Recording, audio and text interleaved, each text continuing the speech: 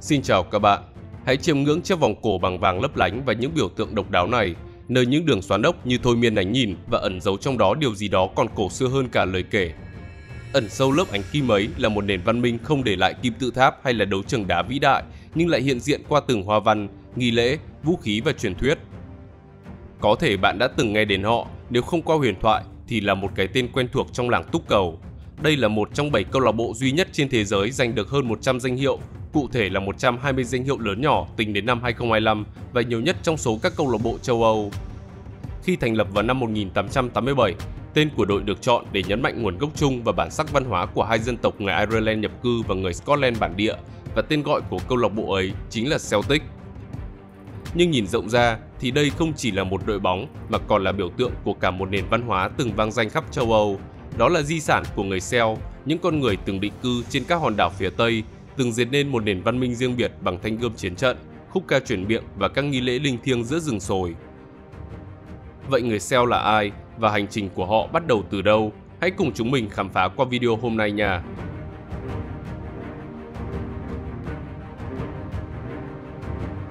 Nguồn gốc người Celt.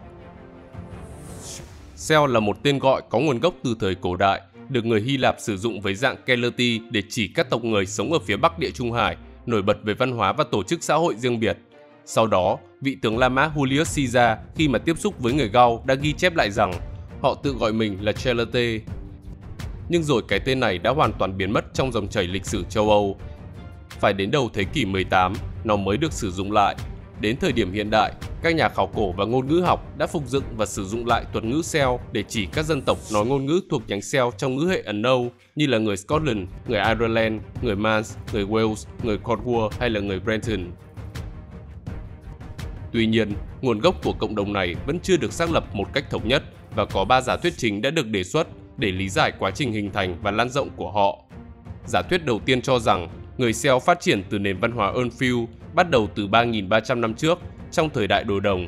Sự phát triển của công cụ bằng sắt đã tạo ra nền văn hóa Hallstatt ở Trung Âu vào khoảng 2.800 năm trước, rồi được tiếp nối bằng nền văn hóa Latiner từ khoảng 2.450 năm trước, sau đó mở rộng ra khắp châu Âu, cũng như một phần của châu Á. Còn giả thuyết thứ hai là người Celt từ phương Tây. Theo đó, ngôn ngữ Celt không phát triển từ Trung Âu mà từ các vùng ven Đại Tây Dương như là Anh, Ireland, Brittany và Iberia vào thiên niên kỷ thứ 3 trước công nguyên, rồi lan tỏa từ Tây sang Đông, trái ngược với quan điểm truyền thống. Một cách tiếp cận dung hòa hơn là của Patrick Sim William với thuyết người Celt từ trung tâm. Thuyết này cho rằng tiếng Celt cổ đại hình thành ở một khu vực trung gian, có thể là miền Trung nước Pháp, cụ thể là Gaul vào khoảng thiên niên kỷ thứ 2 trước công nguyên, rồi phân nhánh và lan tỏa qua thương mại, hôn nhân và giao lưu văn hóa thay vì các cuộc di cư lớn. Quan điểm trên giải thích sự đa dạng của các ngôn ngữ Celt và điểm tương đồng với nhóm ngôn ngữ gốc Ý trong ngữ hệ Ấn Âu, điển hình là tiếng Latin. Trong khi khảo cổ học cũng chứng minh là người Celt không hình thành từ một trung tâm duy nhất mà là một mạng lưới cộng đồng khác nhau, phát triển độc lập nhưng chia sẻ một số đặc điểm chung. Vì ở những nơi khác, người Celt có đặc điểm rất riêng biệt như là người Celt Iberia ở Tây Ban Nha, người Lepontic ở Bắc Ý hay là người Galatia ở Thổ Nhĩ Kỳ. Tương tự, các bằng chứng ngôn ngữ học đã phản ánh sự phân tán này, chẳng hạn như tiếng Lepontic ở Ý, tiếng Gaul ở Pháp và tiếng Celtiberia ở Tây Ban Nha. Di truyền học đã cung cấp thêm những bằng chứng khách quan về mối liên hệ giữa người Celt và các làn sóng di cư cổ đại. Cụ thể hơn, DNA cổ cho thấy họ có liên hệ với người Yamnaya, là nhóm du mục từ thảo nguyên Pontic Caspian, vốn được xem là nguồn gốc của nhiều ngôn ngữ Ấn Âu. Họ còn chịu ảnh hưởng của nền văn hóa Belgica với dòng đơn bội R1b phổ biến ở Anh, Ireland, Pháp và Tây Ban Nha. Tuy nhiên, các cộng đồng Celt hiện đại lại không có cấu trúc gen đồng nhất mà đã hòa nhập vào phổ gen Tây Âu qua hàng nghìn năm. Điều này củng cố quan điểm rằng Celt ngày nay là một khái niệm văn hóa ngôn ngữ chứ không phải là một chủng tộc thuần chủng. Như vậy, nếu Celt là một khái niệm văn hóa linh hoạt thay vì là một thực thể dân tộc đồng nhất, thì việc họ xuất hiện ở nhiều vùng khác nhau, từ Tây Ban Nha đến Thổ Nhĩ Kỳ, là kết quả của sự lan tỏa từng phần thay vì một cuộc di cư duy nhất. Từ khoảng thế kỷ thứ 5 trước công nguyên, các cộng đồng người Celt lan rộng khắp châu Âu, bắt đầu từ Anh và Ireland. Họ chiếm lĩnh vùng Gaul, tức là Pháp ngày nay, rồi tấn công bán đảo Ý, thậm chí cướp phá thủ đô Roma của Cộng hòa La Mã vào khoảng năm 390 trước công nguyên. sau đó xuất hiện tại Ban Căng và Anatolia, nơi cộng đồng định cư tại vùng đất gọi là Galatia vào khoảng thế kỷ thứ 3 trước công nguyên. Tuy nhiên dưới thời La Mã, người Celt dần bị chinh phục và đồng hóa, đặc biệt là tại lục địa bởi các cuộc di cư của các tộc người Germanic. Do đó, chỉ những vùng xa xôi như là Ireland, Wales và Scotland cũng như đảo Man hay là Cornwall nằm ở ngoài tầm kiểm soát của người La Mã mới duy trì được truyền thống văn hóa và ngôn ngữ. Ngoài ra, có một nhóm di cư tới Brittany và đã hình thành nên cộng đồng Breton. Nhưng trải qua thời gian dài, các chính phủ trung ương Anh và Pháp đã thi hành nhiều chính sách đồng hóa, khiến cho ngôn ngữ và văn hóa của người thiểu số dần suy tàn. Sau thời kỳ suy thoái, thì từ thế kỷ 18, cùng với phong trào lãng mạn và chủ nghĩa dân tộc, hình ảnh Celt đã được phục hưng như một biểu tượng của bản sắc. Ngày nay, các quốc gia Celt là một khái niệm chỉ những vùng lãnh thổ mà ngôn ngữ và văn hóa của Celt vẫn tồn tại, bao gồm Ireland, Scotland, xứ Wales, Cornwall, đảo Man và vùng Brittany của Pháp. Ngoài ra, các khu vực khác như là Galicia và Asturias ở Tây Ban Nha hay là đất nước Thụy Sĩ tại Trung Âu, dù không còn ngôn ngữ Celt, vẫn giữ các yếu tố văn hóa hoặc là huyền thoại Celtic.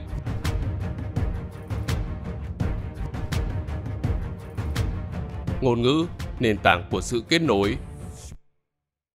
Là một trong những dấu ấn rõ nét nhất còn sót lại từ thế giới Celt cổ, ngôn ngữ chính là chiếc cầu nối xuyên thời gian, giúp ta tiếp cận tư duy và bản sắc của họ. Ngôn ngữ Celt thuộc ngữ hệ Ấn Âu theo dòng lịch sử và được chia làm hai nhóm. Trong đó, nhóm Celt lục địa từng được nói ở nhiều nơi như là Pháp, Tây Ban Nha, Đức hay Thổ Nhĩ Kỳ, nhưng đã dần biến mất sau thời La Mã. Ngôn ngữ trong nhóm này không để lại nhiều tài liệu, mà phần lớn chỉ còn vài dòng chữ khắc trên bia đá, đồ gốm cùng những đoạn mô tả ngắn gọn trong sách của người Hy Lạp, La Mã. Đặc biệt, tiếng Gaul là ngôn ngữ được ghi nhận rõ ràng nhất. Trái lại, nhóm Celt đảo thì được bảo tồn tốt hơn, bao gồm hai nhánh. Đầu tiên là Brittonic, từng được nói rộng rãi ở đảo Anh, sau này phát triển thành các ngôn ngữ như là tiếng Wales, tiếng Cornwall và tiếng Breton ở bán đảo Brittany thuộc Pháp. Thứ hai là Goidelic, bao gồm các ngôn ngữ hiện đại như là tiếng Scotland, tiếng Ireland và tiếng Manx. Về đặc điểm cấu trúc, loại ngôn ngữ này nổi bật bởi hệ thống ngữ âm phong phú, cấu trúc ngữ pháp đặc trưng và từ vựng mang đậm bản sắc văn hóa. Các đặc điểm tiêu biểu là biến tố danh từ theo giống, số, cách và hiện tượng đột biến phụ âm đầu, thể hiện qua nét đặc thù trong tiếng Wales và tiếng Ireland. Về ngữ âm thì các ngôn ngữ này có âm vực mềm mại, nhấn âm vào âm tiết đầu tiên và sử dụng nhiều âm vị hiếm gặp. Đối với chữ viết thì tiếng Celt cổ chủ yếu tồn tại dưới dạng khắc, sử dụng các hệ chữ vay mượn như là Latin, Hy Lạp và đặc biệt là Orgam, hệ ký tự khắc đá đặc trưng của Ireland cổ, nhưng họ lại phát triển thành phương thức truyền khẩu nhờ vai trò của các nhà thơ, tu sĩ và giới trí thức. Trong khi nghệ thuật trang trí tinh xảo theo phong cách Lateiner cũng là một dạng ngôn ngữ phi văn tự giàu biểu tượng. Ngày nay, các ngôn ngữ Celt hiện đại đều sử dụng bảng chữ cái Latin, mỗi ngôn ngữ có hệ thống chính tả riêng, phản ánh quá trình tiếp xúc ngôn ngữ và chuẩn hóa. Dù suy giảm do đô hộ và hiện đại hóa, nhưng thế kỷ 21 đã chứng kiến phong trào phục hưng mạnh mẽ tại Ireland, xứ Wales và Brittany. Hiện tại, nó đang dần hồi sinh, không chỉ là công cụ giao tiếp mà còn là biểu tượng văn hóa hiện diện trong âm nhạc, văn học, giáo dục và lễ hội.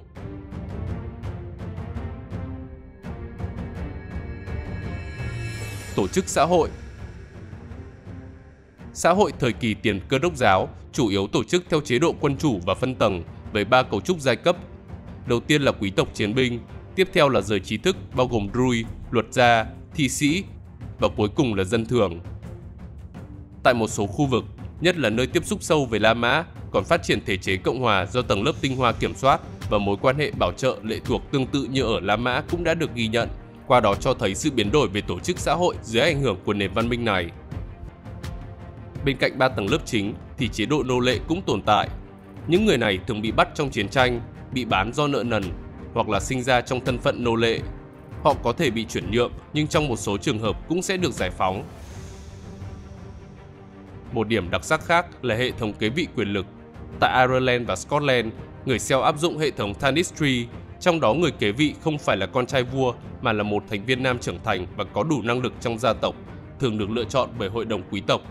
Cách thức ấy tuy mang tính linh hoạt và tránh thừa kế bởi kẻ bất tài, nhưng cũng thường dẫn đến xung đột nội tộc, nhất là khi nó va chạm với mô hình phong kiến cha truyền con nối được du nhập từ châu Âu lục địa sau này. Thương mại của người Celt. Trước thời La Mã, người Celt đã là một phần năng động của mạng lưới thương mại xuyên lục địa châu Âu khi thiết lập các tuyến đường mòn để vận chuyển hàng hóa bằng xe có bánh. Nhờ sở hữu nhiều tài nguyên quý hiếm như là thiếc, sắt, vàng và bạc nên cộng đồng này đã sớm nổi bật với kỹ thuật luyện kim tinh xảo, chuyên sản xuất vũ khí, đồ trang sức và dụng cụ thủ công, trong đó không ít sản phẩm được xuất khẩu sang thị trường La Mã. Về tiền tệ thì ngoài trao đổi hàng hóa, cộng đồng này còn sử dụng tiền nguyên thủy như là nhẫn, dìu, chuông bằng đồng và cả tiền đúc bằng protein, vàng, bạc và đồng. Không chỉ giỏi trong trao đổi thương mại, người Celt còn nổi tiếng với nghệ thuật tiệc tùng. Những bữa tiệc xa hoa là trung tâm của đời sống xã hội, nơi giới quý tộc vừa thiết lập mối liên kết với thuộc hạ, vừa thể hiện sự giàu có và quyền lực của mình. Trong đó, vị trí ngồi và phần thịt nhận được sẽ phản ánh rõ thứ bậc xã hội cũng như củng cố trật tự giai cấp. Bữa tiệc còn mang ý nghĩa linh thiêng, với việc các vận dụng sẽ thường được chôn theo người mất, thể hiện niềm tin rằng họ sẽ tiếp tục dự tiệc cùng thần linh ở thế giới bên kia. Quan niệm khác về giới tính. Khác với khuôn mẫu khắt khe của xã hội Hy Lạp và La Mã cùng thời, xã hội Celt dường như có một cái nhìn linh hoạt và đa dạng hơn về giới tính, cả trong đời sống lẫn nghi lễ. Nhiều bằng chứng khảo cổ cho thấy phụ nữ Celt có thể giữ vai trò nổi bật, thậm chí là chiến binh hoặc là thủ lĩnh. Một số ngôi mộ, như ngôi mộ Quý bà Vix ở Pháp, chứa cả đồ trang sức và vũ khí, cho thấy giới tính không hoàn toàn gắn với vật tùy táng mà phản ánh địa vị xã hội. Nhiều trường hợp, mộ có vũ khí bị giả định là của nam, dù khảo cổ học xác định bộ xương là của nữ. Điều này đã phản ánh vai trò của phụ nữ trong xã hội Celt có phần khác biệt khi họ ít bị giới hạn hơn so với xã hội Hy Lạp La Mã, vốn đặt phụ nữ ở vị trí thứ yếu. Bên cạnh đó, hệ thống luật Brehon tại Ireland thời hậu kỳ cổ đại cũng cho biết phụ nữ có quyền ly hôn và sở hữu tài sản trong một số trường hợp, kể cả khi chồng bất lực hoặc là không trung thành. Một số ghi chép cổ còn có nói đến sự cởi mở trong quan hệ tình ái của người Celt, kể cả các mối quan hệ đồng tính giữa nam giới. Tuy vậy, giới nghiên cứu hiện nay cho rằng nhiều chi tiết trong các văn bản cổ có thể đã bị phóng đại hoặc là hiểu sai do người viết thường có định kiến hoặc là muốn nhấn mạnh sự khác lạ của người Celt để củng cố hình ảnh đối lập với văn minh La Mã. Nghệ thuật chiến tranh. Nếu tổ chức xã hội và mạng lưới trao đổi hàng hóa phản ánh sự ổn định trong đời sống của cộng đồng này, thì nghệ thuật chiến tranh lại là yếu tố định hình các mối quan hệ quyền lực của người Celt. Kể từ khi chuyển hóa thành nền văn hóa Latener, một xã hội quý tộc chiến binh, họ đã chịu ảnh hưởng rõ rệt từ Hy Lạp và Địa Trung Hải, nhất là trong kỹ thuật luyện kim, thẩm mỹ quân sự và nghi lễ chiến đấu. Trang bị quân sự của người Celt rất đa dạng, bao gồm kiếm sắt hai lưỡi, giáo, lao, khiên gỗ bầu dục, áo giáp vải cứng hoặc là áo xích, tiền thân của giáp sắt La Mã. Cộng đồng này cũng sử dụng tù và Canix để phát tín hiệu trong chiến trận, cho thấy trình độ tổ chức và điều phối nhất định. Cùng với đó thì ngựa đóng vai trò trung tâm trong văn hóa chiến tranh khi nó vừa là phương tiện chiến đấu, vừa là biểu tượng của quyền lực và thiêng liêng. Ban đầu, loài vật này chủ yếu được sử dụng để kéo xe chiến đấu. Nhưng về sau, khi mà kỹ năng chiến đấu phát triển thì kỵ binh Celt cũng đã xuất hiện với sự linh hoạt trên mọi địa hình. Trong tín ngưỡng, loài ngựa cũng gắn liền với các vị thần như là Epona hay là Maca. Ngoài ra, săn bắn và đặc biệt là lợn rừng cũng là một phần thiết yếu trong đào tạo chiến binh và khẳng định vị thế quý tộc. Trong đó, kỹ thuật huấn luyện chó săn của người Celt rất nổi bật và phát triển đến mức chó săn được xuất khẩu sang La Mã. Về chiến thuật thì người Celt thiên về đột kích, tập trung vào tốc độ và uy lực hơn là tổ chức. Họ sẽ chiến đấu theo từng nhóm và sử dụng kiếm dài để chém ngang. Một số chiến binh còn chiến đấu trong trạng thái khỏa thân để biểu tượng cho lòng can đảm và sự bất chấp. Đặc biệt, tập tục săn đầu người đóng vai trò trung tâm trong tín ngưỡng Celt, bởi lẽ đầu người được xem là nơi lưu giữ linh hồn và sức mạnh tâm linh. Do vậy, sọ của kẻ thù thường được mang về trưng bày hoặc là dùng trong nghi lễ, có khi được mạ vàng hoặc là dùng làm cốc để thể hiện uy quyền.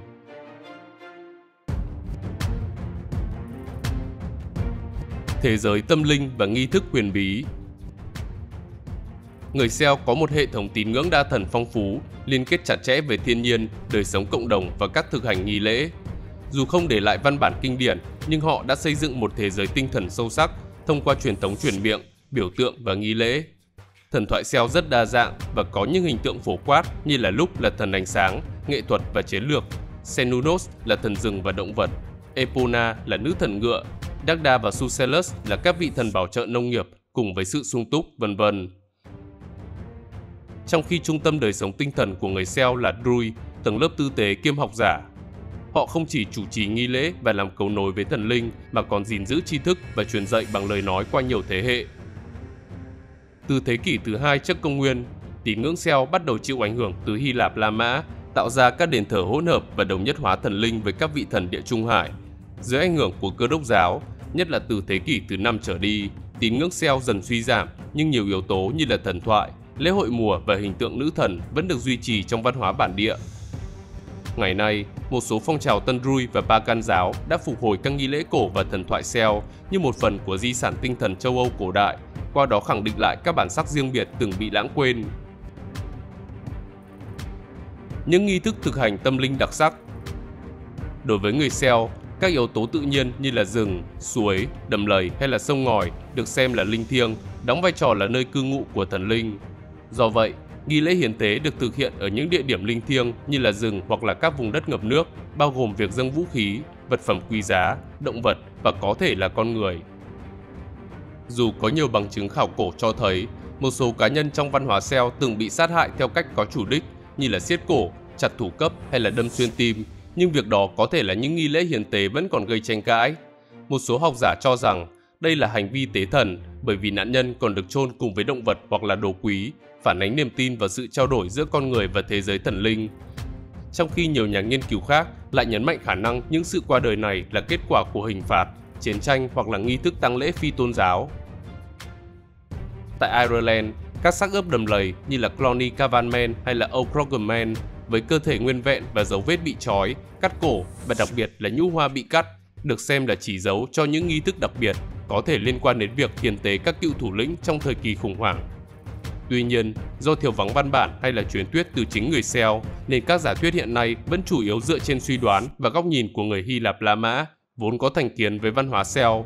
Vì vậy, việc gắn mọi sự thiệt mạng bất thường với nghi lễ tôn giáo chưa thực sự mang tính chính xác. Đáng chú ý là lễ hội Halloween ngày nay được bắt nguồn từ Samhain, nghi lễ chuyển mùa quan trọng của người Celt cổ, diễn ra vào đêm 31 tháng 10 nhằm đánh dấu kết thúc vụ mùa và bước vào thời kỳ nửa tối của năm. Trong tín ngưỡng Celt, đây là lúc ranh giới giữa cõi sống và cõi vĩnh hằng trở nên mỏng manh và các linh hồn có thể trở lại trần thế.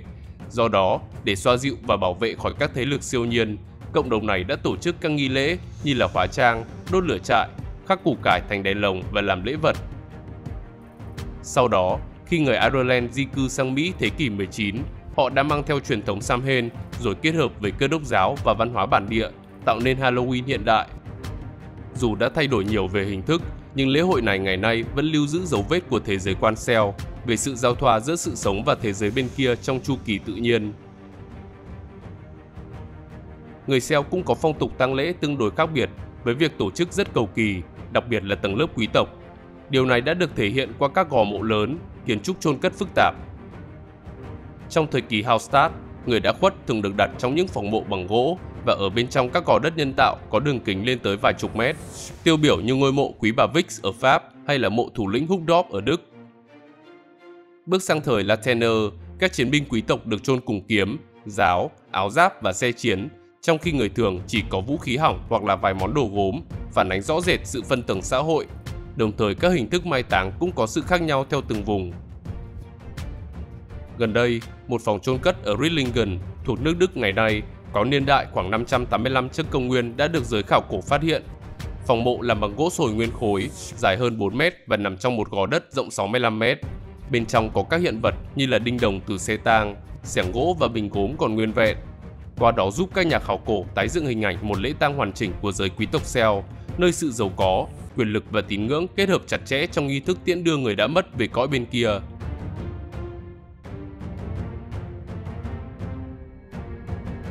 Nền văn hóa với biểu tượng đặc trưng. Nghệ thuật Celtic phát triển phong phú qua nhiều thế kỷ, phản ánh sự hòa trộn giữa truyền thống bản địa, kết hợp ảnh hưởng từ La Mã, Anglo-Saxon và Cơ đốc giáo. Trong thời kỳ hậu cổ đại và trung cổ sớm, cộng đồng Celt đã tạo ra nhiều loại hình nghệ thuật độc đáo. Tiêu biểu là bát treo, một đồ vật bằng đồng trang trí trắng men, xuất hiện vào thời Anglo-Saxon. Tiếp đến là trang sách phúc âm, phủ đầy họa tiết hình học và thánh giá, hay thập giá đá cao hình Celtic được chạm khắc tôn giáo công phu và phổ biến ở Ireland. Ngoài ra, bia đá Pictish của người Pict tại Scotland cũng thể hiện đỉnh cao điêu khắc đá, góp phần trở thành di sản tiêu biểu của nghệ thuật Celtic thời Trung Cổ. Một minh chứng điển hình cho khả năng trừu tượng hóa và biểu tượng hóa của người Celt đó chính là mê cung Celtic. Đây là hoa văn hình xoắn ốc có hình dạng đường thẳng, được thiết kế theo kiểu khóa lặp và đã xuất hiện trên khắp thế giới từ thời tiền sử. Các họa tiết này thường bắt đầu từ các hình cơ bản như là hình chữ V lặp hoặc là hình thoi, rồi phát triển thành những đường xoắn ốc bằng cách nối các điểm với nhau, giống như trò nối các chấm, tạo nên các hoa văn có nhịp điệu và cấu trúc chặt chẽ. Chưa dừng lại ở đó, lịch Colingi cũng cho thấy tư duy thời gian và vũ trụ của người Celt cổ đại. Loại lịch này được khắc trên tấm đồng lớn bằng chữ Celt La Mã và có niên đại vào thế kỷ thứ 2. Nó phản ánh hệ thống đếm thời gian phức tạp dựa trên âm dương lịch với một năm gồm 12 xen kẽ tháng nhuận để điều chỉnh theo chu kỳ mặt trời, với mỗi tháng chia thành nửa sáng và tối, phản ánh quan niệm nhị nguyên giữa ánh sáng và bóng tối, sinh trưởng và suy tàn. Họ cũng chia năm thành 4 thời điểm lễ hội lớn gắn với chu kỳ nông nghiệp và tín ngưỡng. Đầu tiên là Imbolc vào ngày 1 tháng 2, báo hiệu sự trở lại của ánh sáng cuối đông. Tiếp theo là Beltane ngày 1 tháng 5, khởi đầu mùa hè và mùa sinh sản. Kế đến là Lughnasadh ngày 1 tháng 8 là lễ hội mùa gặt, còn Samhain vào ngày 1 tháng 11 đánh dấu năm mới tâm linh và sự bước vào nửa tối của năm. Đây không chỉ là mốc thời gian nông lịch mà còn là dịp để cộng đồng cử hành nghi lễ, hội họp bộ tộc và chuyển giao quyền lực. Về kiến trúc nhà ở, loại hình nhà phổ biến nhất của người Celt là nhà tròn, được xây dựng bằng vật liệu sẵn có tại địa phương. Với thiết kế đơn giản nhưng hiệu quả, mỗi ngôi nhà thường chỉ gồm một gian duy nhất, nơi bếp lửa đặt chính giữa để nấu ăn và sưởi ấm, còn khói sẽ thoát ra qua lỗ hở trên đỉnh. Cấu trúc tròn cũng giúp giảm lực gió và giữ nhiệt tốt hơn trong khí hậu ôn hòa hoặc là lạnh. Đối với cư dân sống theo nhóm hoặc các khu định cư rào kín, thường được gọi là Hillfort nếu nằm trên đồi, thì sẽ có hàng rào gỗ hoặc là tường đất bao quanh để bảo vệ. Một số khu định cư lớn hơn còn có kho chứa, chuồng gia súc và hệ thống phòng thủ phức tạp. Mặc dù không để lại các công trình đá hoành tráng như là người La Mã hay là Hy Lạp, nhưng kiến trúc của người Celt lại thể hiện rõ tính thực dụng, khả năng thích nghi với môi trường và sự gắn kết cộng đồng mạnh mẽ. Trang phục và trang sức. Trang phục và trang sức của người Celt không chỉ là vật dụng hàng ngày mà còn phản ánh rõ rệt địa vị xã hội, lối sống và thế giới quan của họ trong thời cổ đại. Về trang phục thì cộng đồng này thường mặc áo dài tay bằng vải lanh hoặc là len, kết hợp với quần brochet, loại quần bó sát, co giãn, thích hợp với việc cưỡi ngựa hoặc là chiến đấu. Bên ngoài, họ khoác áo choàng lớn bằng len, được cố định bằng châm cài fibula. Đặc biệt, các họa tiết caro hoặc là sọc vuông thường xuất hiện trên áo choàng hoặc là vải quấn, là đặc trưng nổi bật rất phổ biến trong tầng lớp quý tộc và được xem là tiền thân của Tartan Scotland hiện đại. Bên cạnh đó, một số mũ đội đầu như là mũ sừng Waterloo được chế tác công phu với mục đích mang tính biểu tượng nghi lễ. Trong khi trang sức được coi là lĩnh vực thể hiện rõ nhất tính biểu tượng, đẳng cấp và tín ngưỡng trong xã hội Celt. Nổi bật nhất là vòng cổ Torc, một loại vòng bằng vàng, bạc hoặc là đồng muôn xoắn, được đeo quanh cổ để biểu trưng cho quyền lực và phẩm giá của giới quý tộc cũng như là chiến binh. Loại vòng cổ này còn được khắc họa trên hình ảnh của các vị thần như thần Cernunnos trong vạc Gunnerstrup, qua đó cho thấy sự thiêng liêng hóa quyền lực trong nghệ thuật Celt. Cùng với Torc, họ còn sử dụng vòng tay, châm cài fibula, gương đồng có hoa văn tinh xảo và sừng uống rượu được trang trí công phu. Nhiều vật phẩm khác như là bao kiếm, dây cương, ngựa, đồ đựng rượu hay vật phẩm nghi lễ cũng đã được chạm khắc, khảm men hoặc tạo hình giàu nhịp điệu. Có thể thấy, như chính những hoa văn xoắn ốc đặc trưng của họ, nguồn gốc Celt không đi theo những đường thẳng mà là chuỗi những tầng lớp đan xen, nơi mỗi vòng tròn lịch sử lại lặp lại với một sắc thái mới, minh chứng cho sự tồn tại bền bỉ của một bản sắc từng bị lãng quên. Và trên đây là bức tranh toàn cảnh về nguồn gốc người Celt. Xin chào và hẹn gặp lại các bạn trong những video tiếp theo.